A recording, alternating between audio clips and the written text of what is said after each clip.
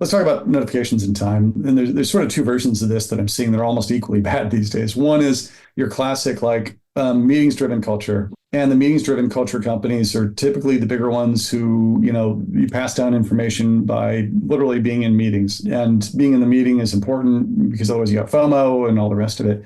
And you don't jam like every hour full of meetings, but you jam enough of them into different parts of the day that you then blow the ability for teams to have time to be in sync. Like, because you and I and five other people that are working on a thing need several hours a day to be able to trade notes back and forth to try to solve problems in real time. And you turn also the day into Swiss cheese for me because I have no focus time.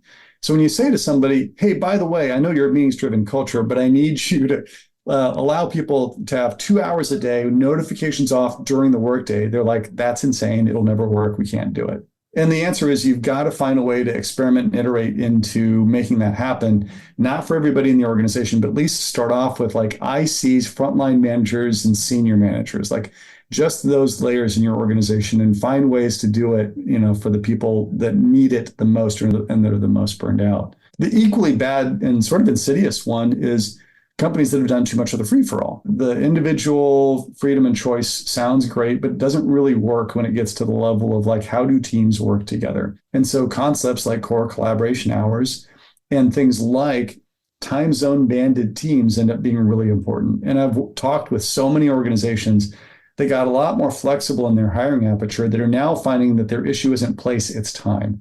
They had to get a lot more crisp on, 10 a.m. until 3 p.m. West Coast time are our core collaboration hours. You're expected to be online and available for meetings, for chats, for calls, for whatever else during those hours. Outside of those hours, you can have focus time and you can turn notifications off. It becomes a lot more feasible if you can do that. But either way, you got to put some constraints on the calendar as a starting point.